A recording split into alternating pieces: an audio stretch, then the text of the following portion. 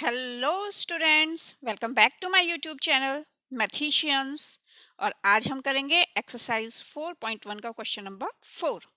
Question number 1 से question number 3 तक जो हमने लास्ट वीडियो में किए थे उसका लिंक मैं डिस्क्रिप्शन बॉक्स में डाल दूंगी, आप वहां से जाके देख लीजिएगा। तो चलिए पढ़ते हैं। Right equations for the following statements. ये स्टेटमेंट्स दी गई हैं, इनकी आपको इक्वेशंस बनानी है। The sum of number x and 4 is 9। अब देखिए बच्चों, इसमें घबराने की बिल्कुल भी जरूरत नहीं है ना। सबसे पहले ये ध्यान रखिए कि जो ये इज या गेट्स या गिव्स लिखा रहता है, इसके बाद की जो भी वैल्यू लिखी है उसको आपको इक्वल्स टू के बाद लिखना है। मीन्स ये इक्वल्स के इक्वल है। क्लियर? इतना क्लियर हो गया। अब यहाँ का देखना, द सम ऑफ नंबर। अब सम ये साइन है, मतलब आपको प्लस लगाना है। ठीक है, किसके बीच में प्लस लगाना है? x and 4। The sum of number x and 4 is 9। बन गया? तो बस ऐसे लिख देंगे हम x, फिर साइन लगाएंगे, फिर 4 लिखेंगे, इज 9। चलिए दूसरा देख लेते हैं। 2 subtracted from y is 8। देखिए एडिशन वाला जो होगा ना वो तो थोड़ा इजी होगा, लेकिन सब्ट्रैक्शन वाला भी इजी है। लेकिन आप लोग क्या करेंगे कि 2 माइनस वाई अगर करते हैं तो वो रॉन्ग हो जाएगा। जब भी हम सब्ट्रैक्ट करते हैं तो जैसे कि ये लीजिए, देखते हैं रफ में। ठीक है, 7 सब्ट्रैक्टेड फ्रॉम 10, तो हम क्या करते हैं 10 माइनस 7 ऐसा करते हैं ना। तो फ्रॉम के बाद वाली वैल्यू हम पहले लिखते हैं और जो पहले लिखा रहता है उसको हम बाद में लिखते हैं। तो यहाँ पे भी हमें वही करना है कि 2 सब्ट्रैक्टेड, 2 सब्ट्रैक्ट किया गया फ्रॉम y, y में से 2 को माइनस किया गया, तो मीन्स y माइनस 2 इज 8। ठीक है, अब नेक्स्ट देखते हैं। 10 टाइम्स a, टाइम्स का मतलब मल्टीप्लाई, 10 मल्टीप्लाई बाय a, तो क्या बन जाएगा 10a इज 70। है ना easy. Next, the number b divided by 5। अभी बहुत इजी है, b divided by 5, b by 5 gives 6। ये b है। ठीक है, यहाँ मैं इसको यूं रख देती हूँ, b है ये। 3/4 of t is 15। 3/4 means 3/4, 3/4 of t, of का साइन भी मल्टीप्लाई का होता है। ठीक है, t 3/4 t is 15। ठीक है, चलिए 7 टाइम्स m, टाइम्स मतलब multiply, 7m plus 7, 7m plus 7 gets 77। Clear? 1/4 of a number x, 1/4 में हम 1/4 लिखेंगे of a number x। Means देखो 1, अब यहाँ पे भी देख लेते हैं, 1/4 ऑफ x। ठीक है, और यहाँ हम लिख सकते हैं x/4, ये भी लिख सकते हैं। ठीक है, तो हम यहाँ लिखेंगे 1/4 मीन्स x/4 -4। अब यहाँ पे फ्रॉम नहीं है ना, तो हमें कुछ नहीं करना है। ठीक है, -4 गिव्स 4। समझ में आ रहा है? x/4 -4 gives 4। Next, if you take away, take away का मतलब भी सब्ट्रैक्ट करना, ले लिया। देना मतलब ऐड, लेना मतलब subtract. If you take away 6, 6 को माइनस करना है from 6 times y, 6 multiplied by y, मतलब 6y पहले आएगा, ठीक है। तो फ्रॉम के बाद वाला पहले लिखना है ना, तो 6 टाइम्स y को हम पहले लिख लेते हैं, 6y minus 6 gets 60 equals to 60. Clear?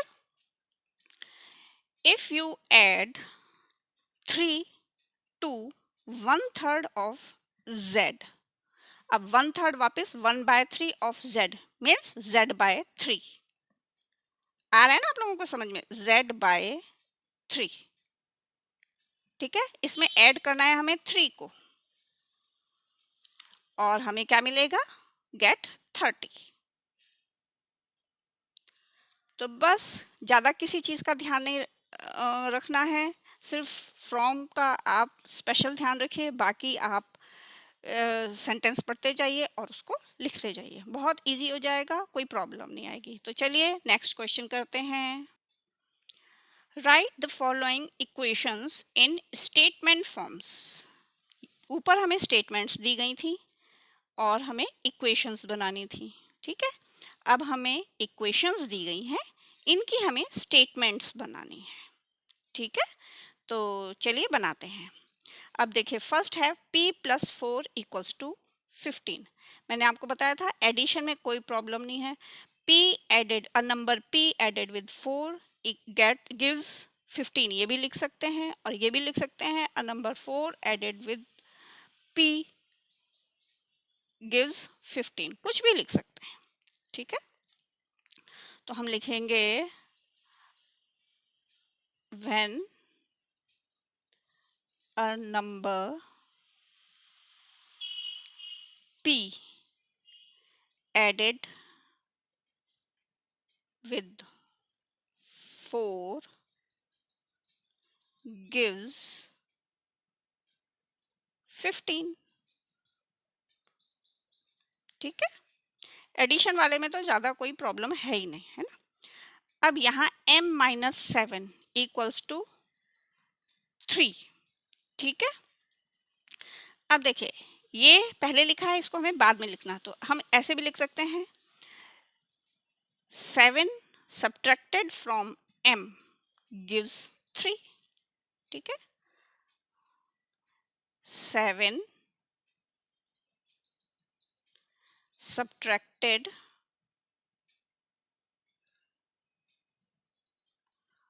from a number m is भी लिख सकते हैं 3।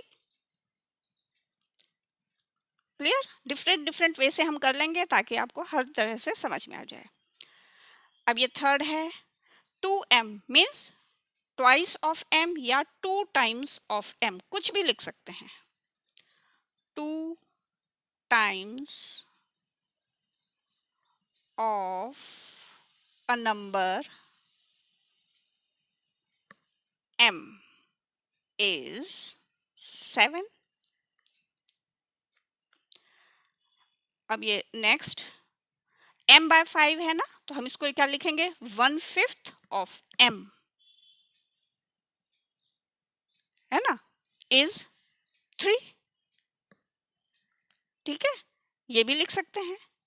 दूसरा ये भी लिख सकते हैं when a number m divided by 5 gives 3, है ना। a number m when divided by 5 gives 3। Clear? चलिए नेक्स्ट। अब यहाँ पे 3m/5 = 6, तो हम ये लिख सकते हैं 3 टाइम्स ऑफ m या थ्राइस ऑफ m, कुछ भी लिखेंगे, ठीक है। थ्राइस लिख देते हैं, thrice of m when divided by 5 gives 6. ठीक है, चलिए next. 3p plus 4 is equal to 25.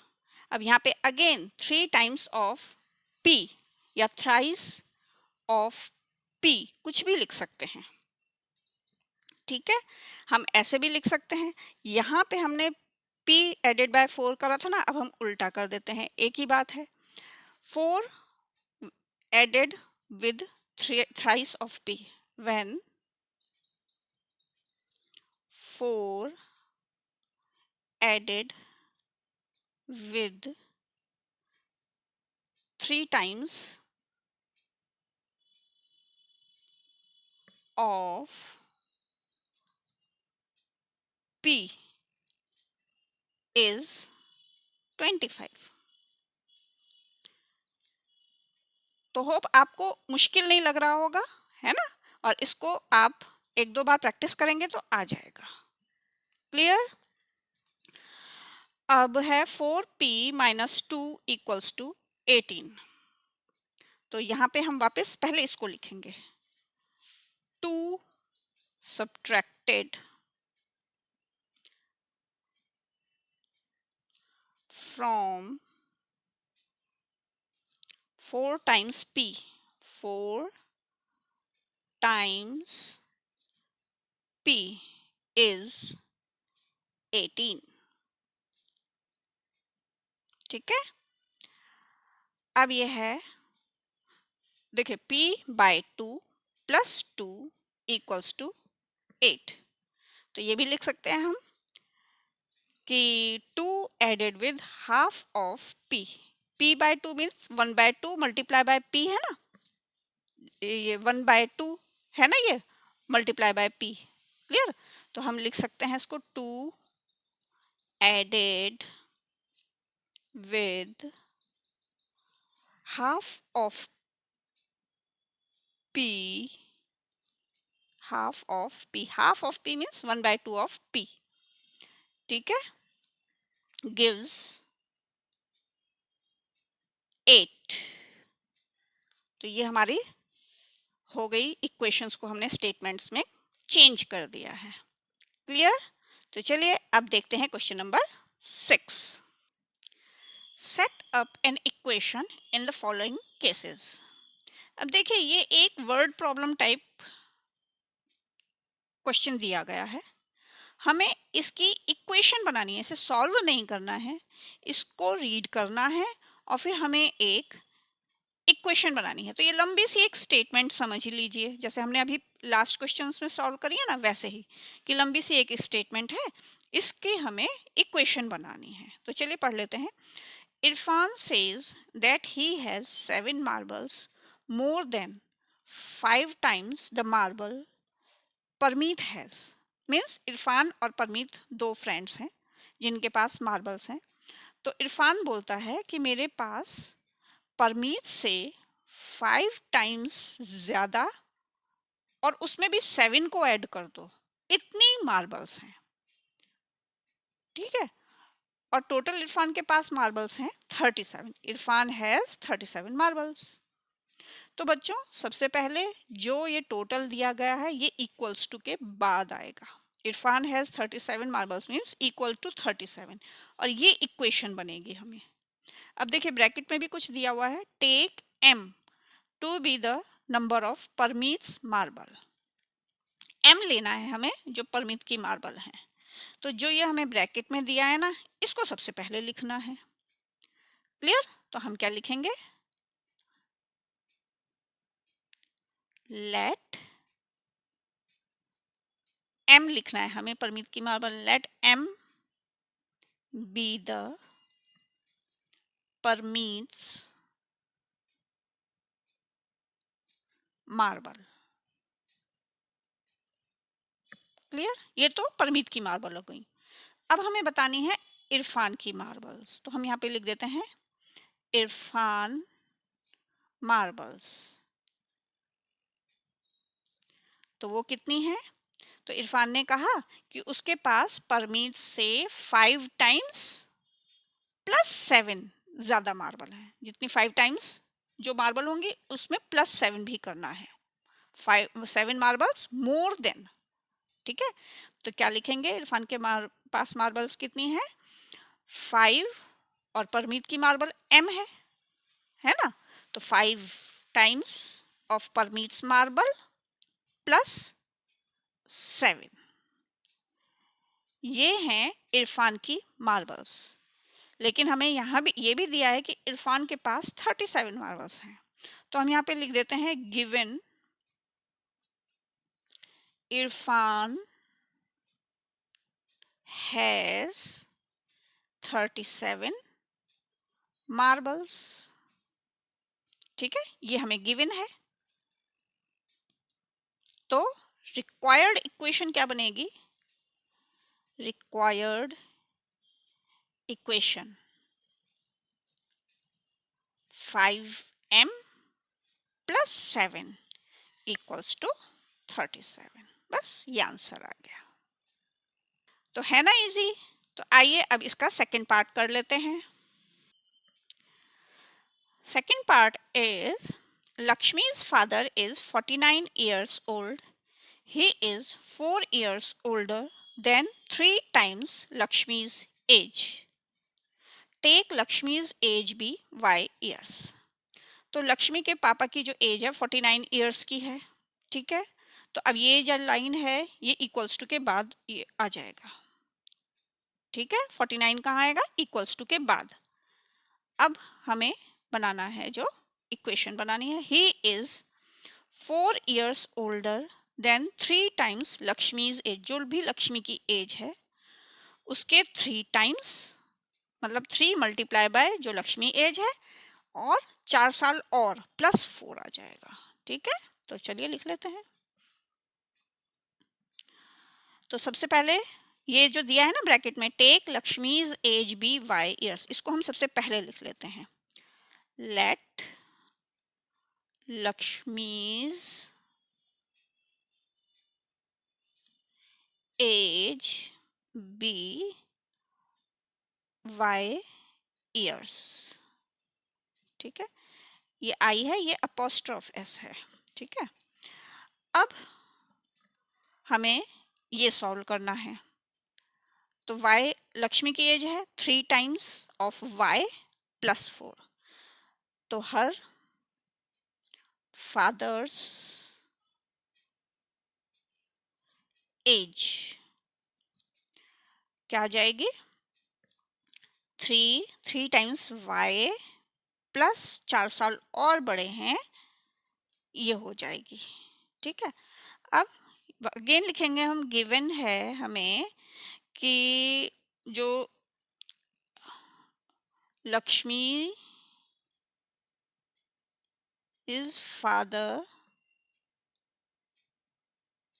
is 49 years, यहाँ पे लिख देते हैं years old, ये दिया हुआ है हमें।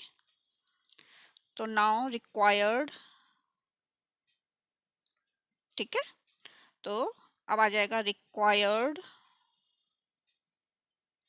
इक्वेशन आ जाएगी 3y प्लस 4 इक्वल्स टू 49। बस ये हमें आंसर आ जाएगा। हमें इसे सॉल्व नहीं करना है, सिर्फ इक्वेशन बनानी है। तो ये हमारी इक्वेशन आ गई है। तो चलिए अब थर्ड पार्ट करते हैं। The teacher tells the class that the highest marks obtained by a student in her class is twice the lowest marks plus 7. The highest score is 87. और ब्रैकेट में है take the lowest score to be L। तो सबसे पहले बच्चों, जो ये highest score is 87 है, ये आपको पता है इक्वल्स टू के बाद आ जाएगा। और ये जो ब्रैकेट में है ये फर्स्ट लाइन हमारी स्टार्ट होगी। अब हमें सॉल्व करना है इसको। तो चलिए इसको समझ लेते हैं। अब टीचर जो है वो आके बताती है कि उनकी क्लास में जिस बच्चे ने हाईएस्ट मार्क्स ऑब्टेन्ड किए हैं, है ना, डायरेक्ट नहीं बता रही हैं कितने मार्क्स हैं, तो वो ऐसे बता रही हैं इनडायरेक्टली कि जो हाईएस्ट मार्क्स जो ऑब्टेन किए हैं जिस बच्चे ने उनकी क्लास में, वो कितने हैं, वो जिस बच्चे को जो सबसे कम मार्क्स मिले हैं ना, लोएस्ट मार्क्स मिले हैं, उसके तो डबल हैं, ट्वाइस हैं, और उसमें 7 ऐड कर दो तो वो हो जाएंगे उनकी क्लास के बच्चे के हाईएस्ट मार्क्स। ठीक है, तो चलिए पहले फर्स्ट लाइन लिख लेते हैं। लेट द लोएस्ट स्कोर या मार्क्स कुछ भी लिखें बी एल। ठीक है, अब हमें पता करने हैं कितने हाईएस्ट मार्क्स। हाईएस्ट मार्क्स वो कितने हैं, लोएस्ट मार्क्स कितना है एल, उसका ट्वाइस मीन्स 2l प्लस 7। ये तो इजी हो गया, 2l प्लस 7। अब हमें यहाँ दिया हुआ है गिवन कि highest marks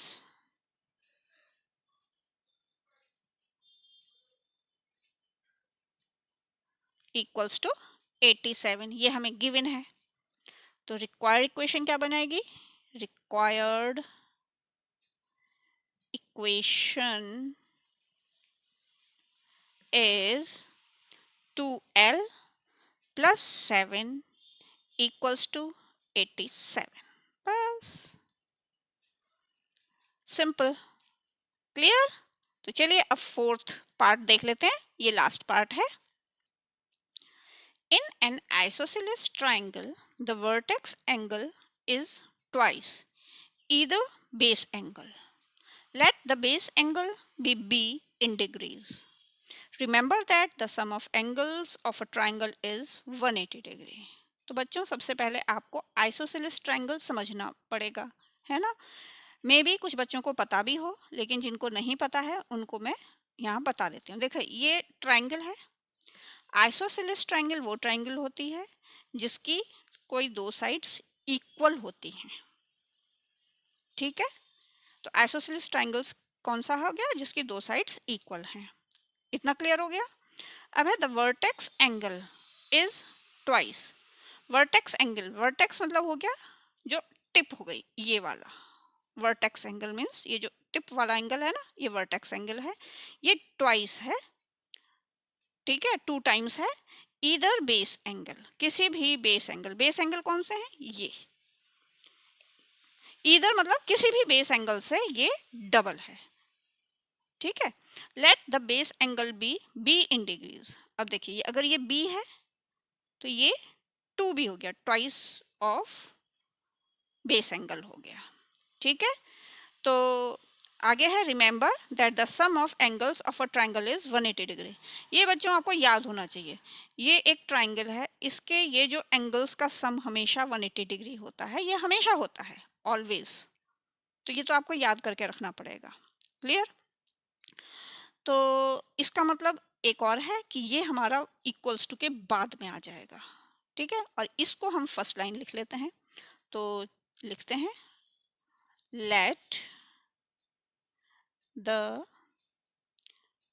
base angle be b, इसको मैं कर्सिव में लिख देती हूँ। क्लियर। अब हमारा को इक्वेशन क्या बनानी है कि ये देखो, in an isosceles triangle the vertex angle is twice either base angle. ठीक है, तो हम यहाँ पे लिख देंगे कि 2b, ये बेस एंगल ये b है ना, तो b और ये 2b है, तो ये भी हमारा b हो जाएगा। ठीक है, तो हम यहाँ पे लिखेंगे b plus b plus 2b is equal to 180 degree. ये तो गिवन है हमें, 180 डिग्री गिवन है हमें, है ना। और इन तीनों का हमें सम 180 डिग्री बताना है। तो ये b हो गया, ये भी बी हो गया, ये 2b हो गया। इन तीनों को प्लस करेंगे तो 180 डिग्री आएगा। तो हम यहाँ पे लिखें इज द रिक्वायर्ड इक्वेशन। बस ये हमारा आंसर हो जाएगा। अच्छा, हम इसको एक तरीके से और लिख सकते हैं, इनका प्लस कर देते हैं, और 2b 3b 4b 4b equals to 180 degree. ये भी हमारी आ सकती है रिक्वायर्ड इक्वेशन। क्लियर? तो बच्चों, यहाँ पे हमारी एक्सरसाइज फिनिश होती है। नेक्स्ट एक्सरसाइज में फिर मिलते हैं आपसे। Till then bye bye.